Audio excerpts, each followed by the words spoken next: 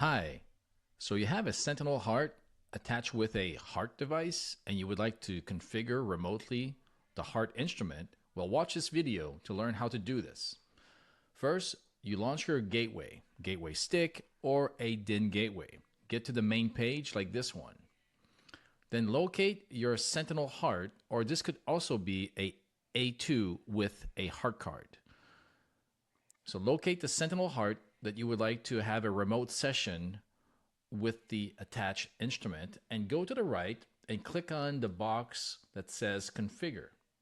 Then bottom right, click on start configuration. This sends a command to the Sentinel to put the Sentinel into a remote tunneling mode. Once you see the button configure appear, click configure. The next window will be the window that displays the parameters of the Sentinel, but it's also the window where you're going to start PactWare. If you're planning on using a different software, click Create Virtual COM port, and then assign your software to the created virtual COM port. In this case, I'm going to use PactWare. So click on Start PactWare. A window will appear indicating which COM port that needs to be used in the PactWare session. So in this case, COM number 2.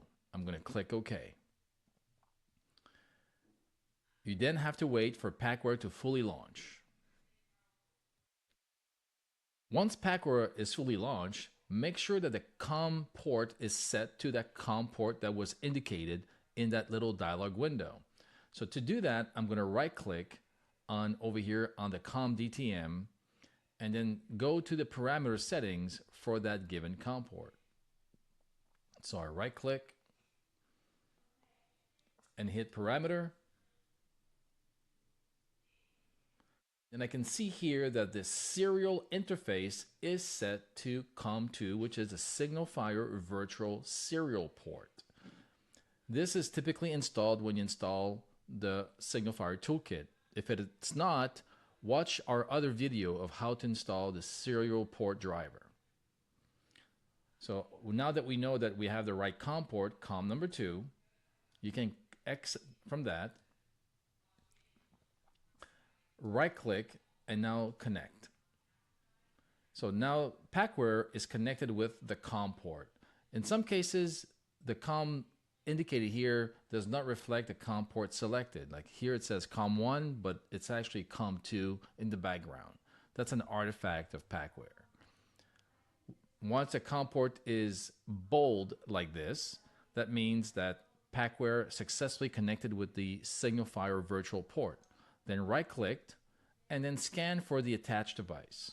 What this means is that PactWare is now sending commands over the air between the gateway and the Sentinel. The Sentinel is receiving those commands and then sending those commands to the HART device. So you have to wait for the process to complete until you have a device that is shown right underneath the COM port. Once PactWare detects a device attached to its COM port, you can click on Close, and you will see now the attached device right underneath the COM port that we previously scanned. Now to start a session with the device, simply right-click, hit Connect, and then double-click to start changing the parameters of that device. The process of loading all the parameters may take a minute or two for all of the parameters of the device to be loaded into PactWare remotely. Depending on the type of device, this may take like even longer than 2 minutes. Once all your parameters are loaded, you can simply proceed and change the parameters of your device. And once you're done, right-click, disconnect, and then you must also disconnect or release a session with the COM port in order to gracefully exit out of PactWare. You don't have to save the changes, so just click on No. And finally, you can shut down the session with the Sentinel by clicking the X button and then clicking the End button on the bottom right, which will end the remote session with the Sentinel Heart. And this is how you remotely configure a HART device attached with a Sentinel Heart or an A2 Heart. Thank you.